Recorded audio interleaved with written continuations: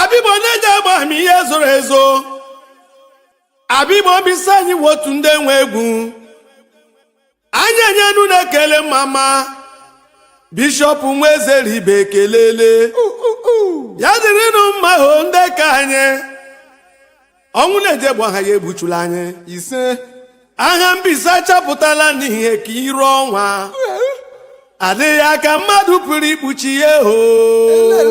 Ndị Mbaise anyị dịka mba ewuru n'elu ugwu. Obodo ọbụla ewuru n'elu ugwu. Ha pụtala ihe zo ha ezo. I am very proud of my heritage as an Mbaise son.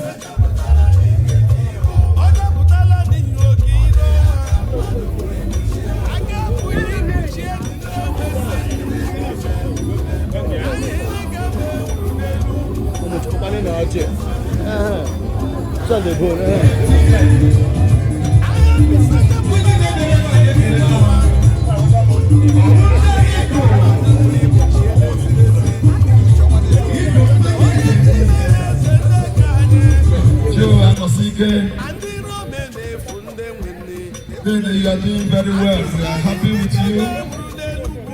And we say, may God continue to bless you and give you strength to drive in this nation. Just like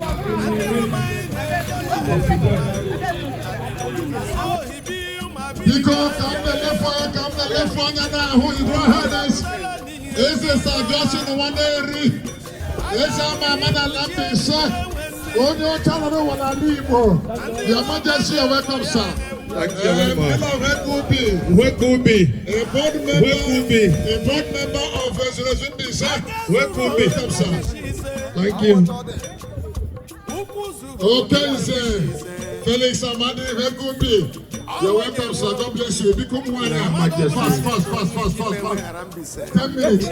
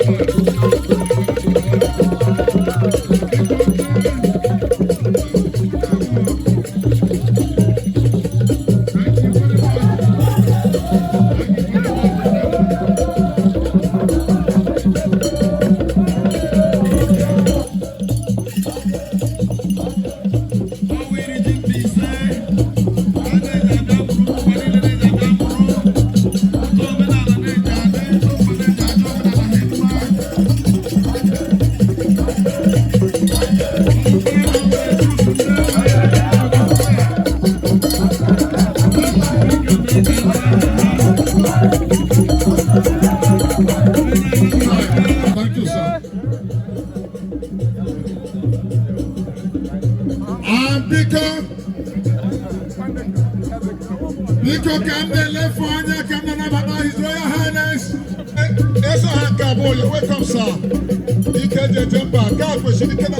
Always say Kweshikana Lambise.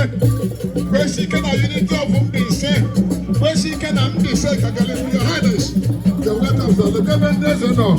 Protocol, please assist him. Thank you. Then when we hit there, thank you very much.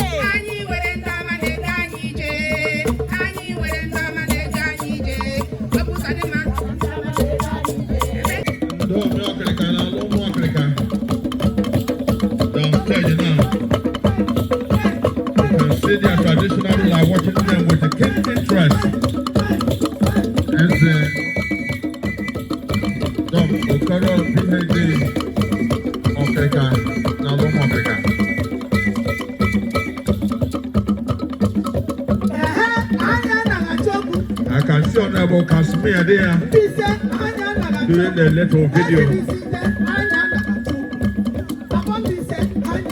Oh, Lord, watch out.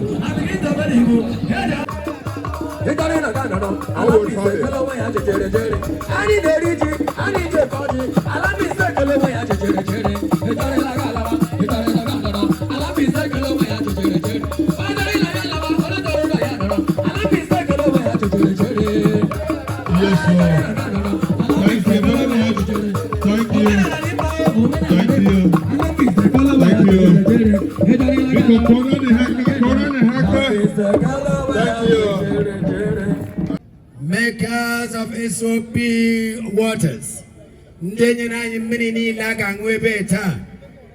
know what it means. If I don't want a condition, I got no many again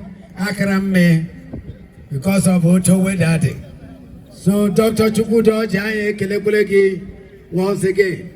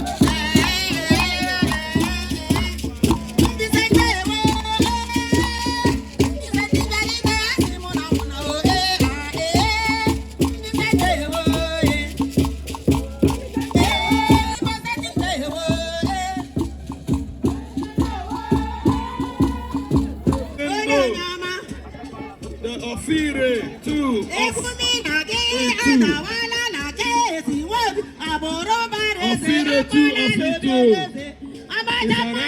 in the arena. Owonyeze na-achị obodo a. Kemere ka ihe niile dịrị anyị mfe. Ofire, you're welcome, sir.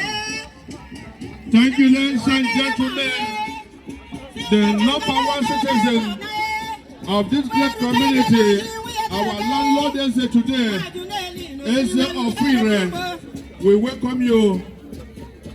Ofire the second is Ben Odengo. You are in councilman. You are welcome. We welcome you, sir. In your entourage is the deputy speaker or the deputy leader of the council and your entourage. Because I am Anabadage for making this arena very conducive and working for today's Iri Ji Festival. You're welcome, sir. Ladies and gentlemen, we expect our women from Ogwe. Bye-bye, man. Thank you very much. Abimo is here.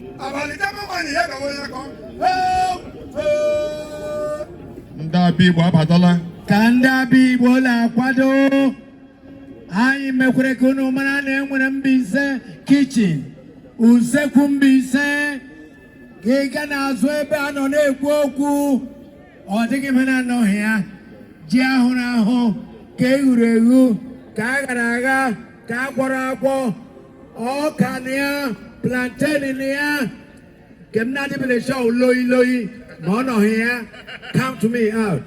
So many legends there. Thank you very much.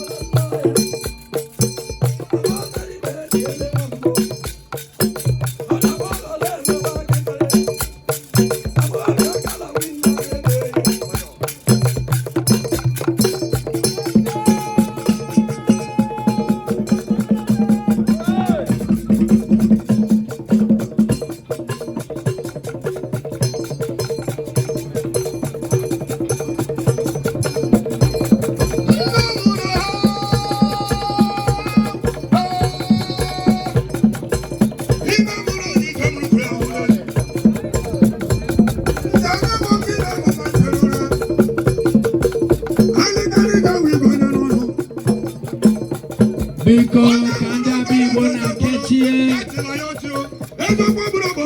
Ai na nabatanze Placidus Berendo,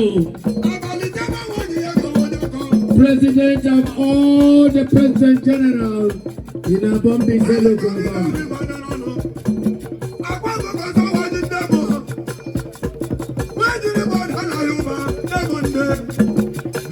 Na nabata Chief Mbanefo Mane. And you want to participate because when you are registered ahead of time, and you even run our stage here, but because today I want to recognize the transparency movement, heavily led by Honorable Patrick Chukwuode Agowa. Because Onyana Maza Mayaza Shei Kafutabani, our God. This is your Chief Sonia Brechi, you're welcome. This is Ananda Minayana, Yeshua Yanazo, will always recognize you anywhere, anytime. I take your the executive chairman of Mbaise, a legal luminary, a lawyer with difference. Oyala Bata,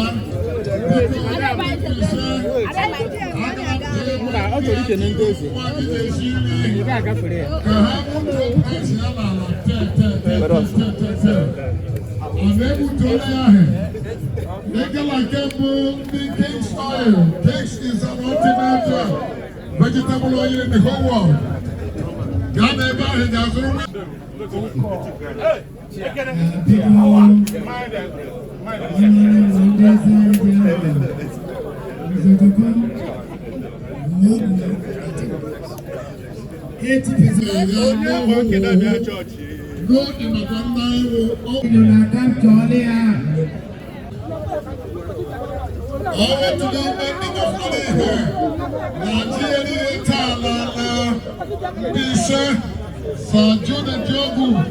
All one of our major sponsors.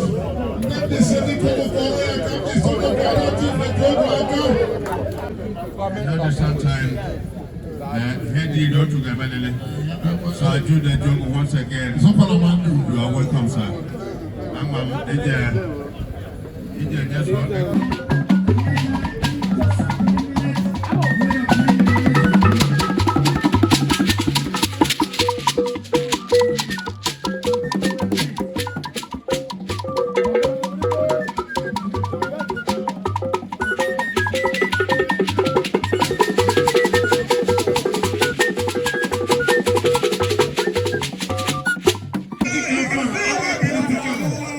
Please, Kaduru, please.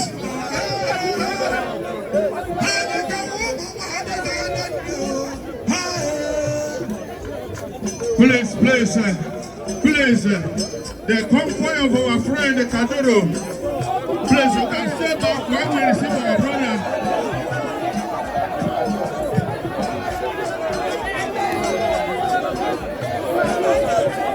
No, this one. No, I don't know what I mean.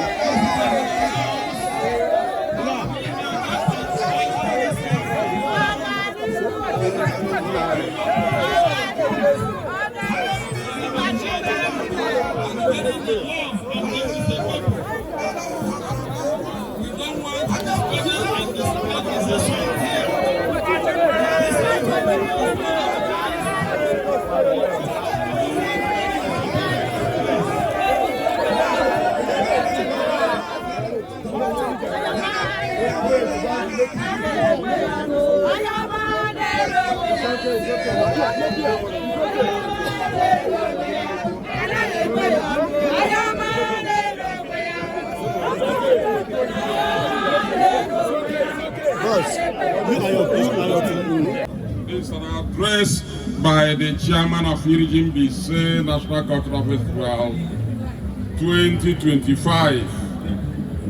Holding at E2 in Mbaise local government area, Imo State, this 15th day of August 2025. I hereby welcome His Excellency, the Executive Governor of Imo State, Distinguished Senator Hope Uzodimma Anwonyoko, to this year's Iri Ji Mbaise National Cultural Festival. I also welcome his brother, the Governor of Abia State, His Excellency Dr. Alex Chioma and his amiable wife, who is our daughter and sister to this occasion. I welcome the Honorable Minister for Culture and Tourism.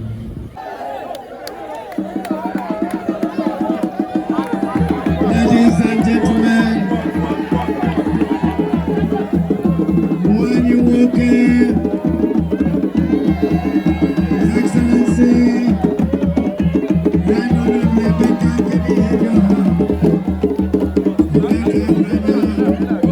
the former Governor of Imo State,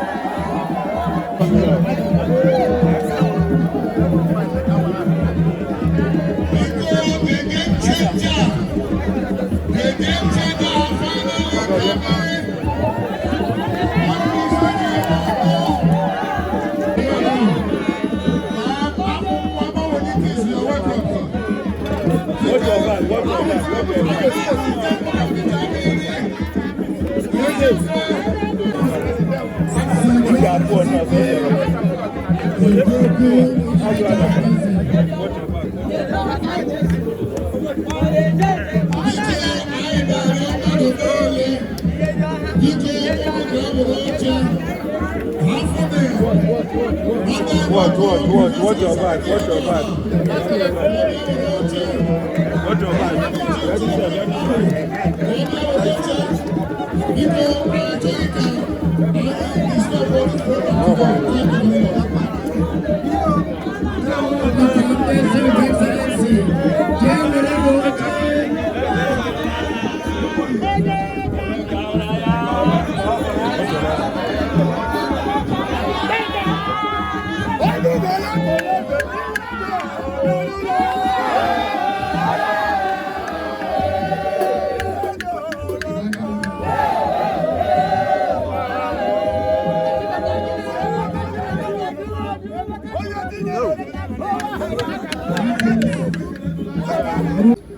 The Federal Minister of Culture and Tourism, we understand, is on his way, on her way.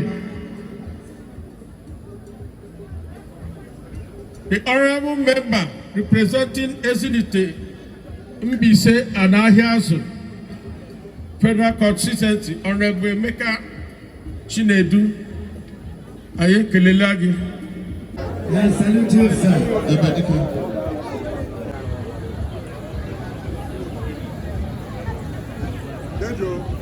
I say, please, for the want of time. From Grupo Mbaise Batara, Yana Wani Wokete Philip, Nyenale. Pronadim, or has remained on Alesiama, we say welcome.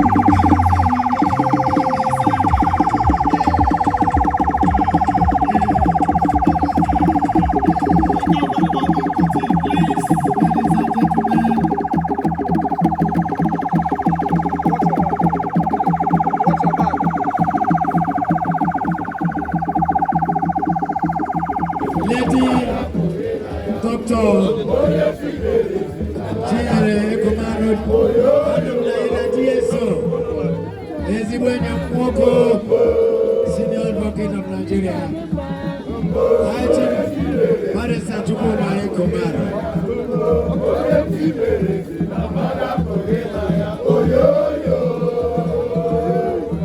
Yes, ladies and gentlemen, the special guest of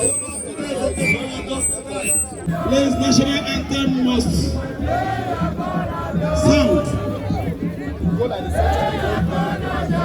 Mbaise Global Association.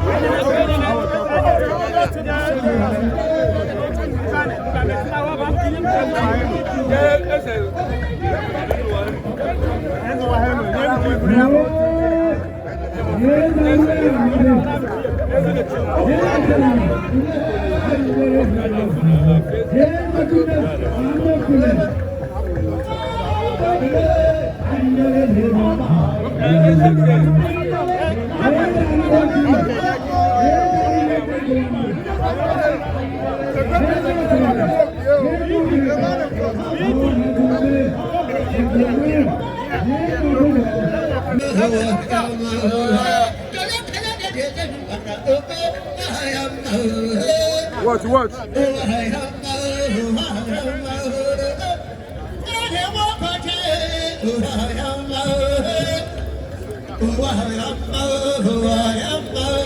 I go punch you next time. I know it's on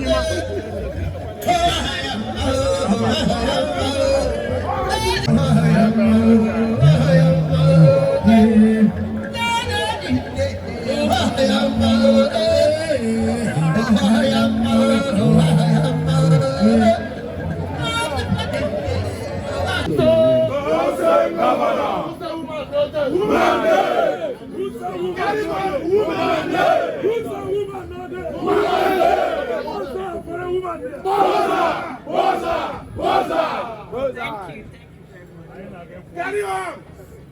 His Excellency, the former governor of Imo State, Right Honorable Emeka Iri Ji Ọhụrụ. I have seen so many dignitaries from Mbaise nation. I've seen the Ezes. I have seen the local government chairman. I have seen the chairman of this great occasion. I have seen women groups from all over Mbaise clan. I am recognizing each and every one that is present at this Iri Ji Festival. On that note, I will deliver His Excellency's address. His Excellency, Distinguished Senator Hope Uzodimma,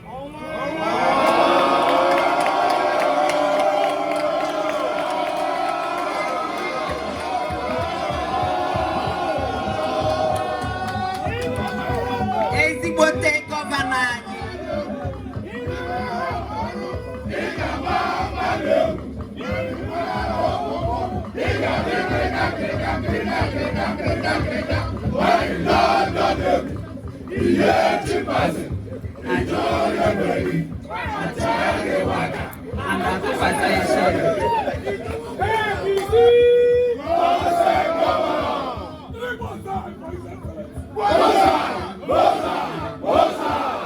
His Excellency, ezigbote gọvanọ anyị, ezigbote infrastructure gọvanọ, ezigbote gọvanọ na-eme anyị obiọma, ezigbote gọvanọ na-eme ka dividends of democracy ruo grassroots. Ọ sị m bute abụọ ekele ibutere unu na emume iri ji Mbaise nke afọ a. Asị m ka emume nke afọ a mara unu mma o. Ka Chineke gọzie ala Mbaise nation.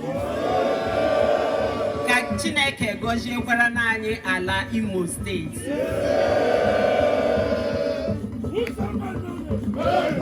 Lady Chinyere Ekomaru yala die ha ga-awata ji n'aha His Excellency the Governor.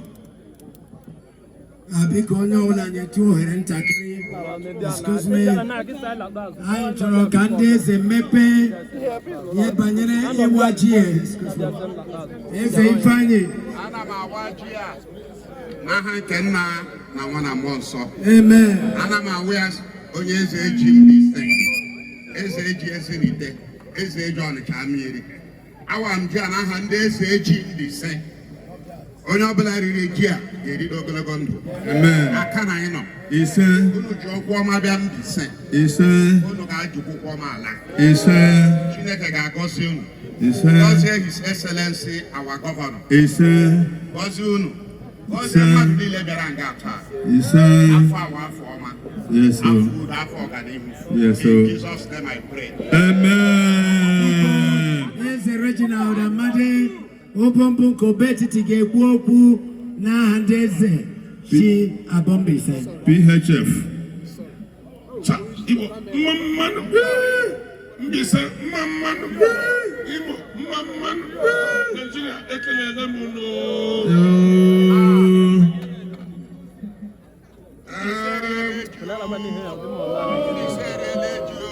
Now I'm there. His Excellency.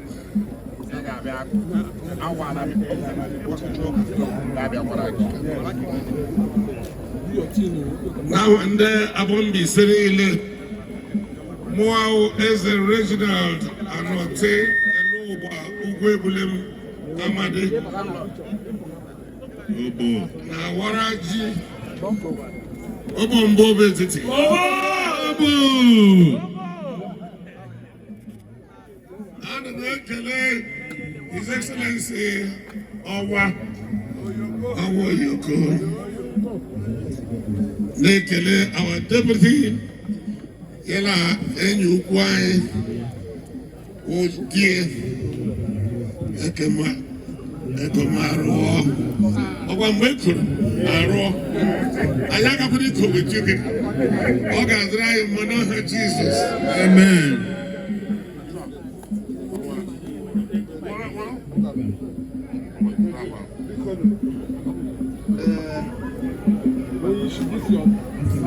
A na-eme mmepecha deputy governor anyị ewere position ya werezie. Yes, sir. Ihe m ga-awụ imepe. Thank you very much. Chief Barrister Chukwume Komaro SAN, the deputy governor anyị.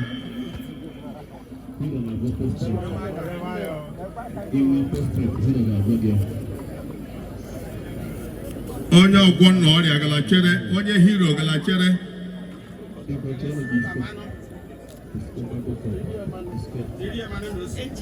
Distinguished Senator Hope Uzodimma, our executive governor Onwa Oyoko, ezigbo governor anyị hụrụ n'anya ya ahụ anyị n'anya na Waraji na-erikwanu ji a n'aha ya Makodima, the entire Imo State. Thank you, Your Excellency, the Deputy Governor. Iri Ji. Ono ma tie wa fotara ni awulezi. Nwanya ga were kwani. Biko eze BOS Martin Obi na hande se shares. His Highness Mr. Adunu Mao. Honorable Emeka Chinedu gets after. Onyo Zania gets after. Mbaise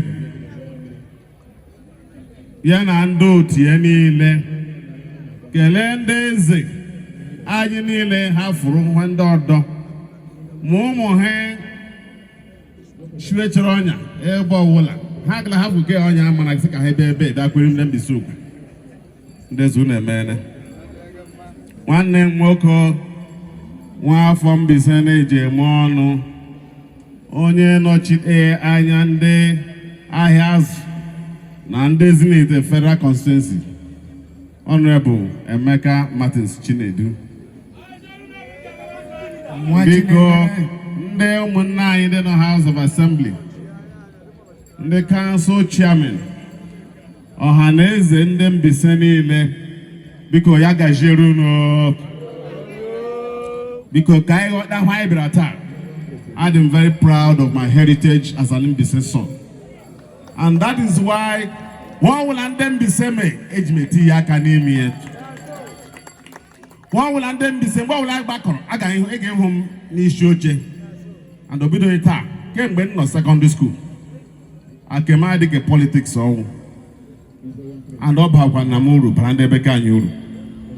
Them be say now I got me say Udi Nkamugu Nyem Ogabobu. As I'm Chineke na gozi but aka engono mba ataluno echineke kacha makanata echineke megene onye kwechie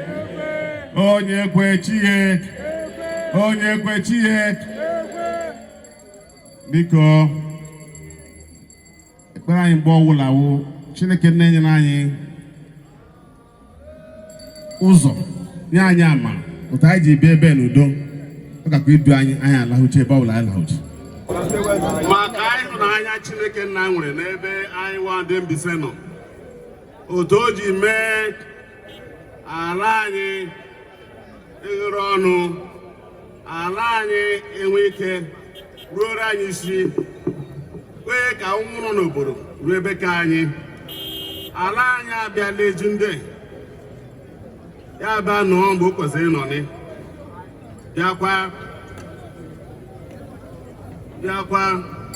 bịa ruo nne jike egweni ọcha ji na-eji akpọ ha eji m aha Chineke nna ọkpara Chineke mmụọ nsọ and Chineke nna nke dị n'igwe na awa ji nakwa na-asị na ahụ n'otu obodo gada aga m iji ndị isi anyị oji gakwa dị mma n'oge na-adịghị mma anyị rie ji ọ ga-ede anyị mma n'ahụ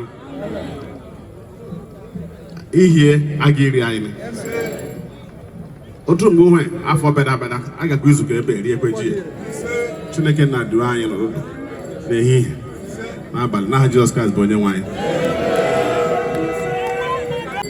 Awala m ji dụkwara ji m na-eji ede m oji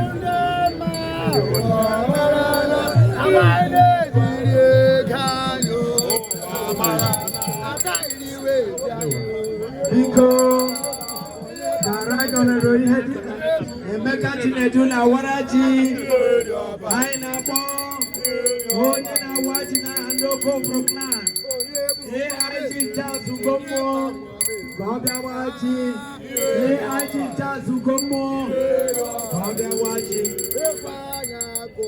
mana nabata nwanyị nwoke kọmanda ọ na-ebe n'ụbọchị taa kọmanda obi n'ọrịa nwata Sekele zono.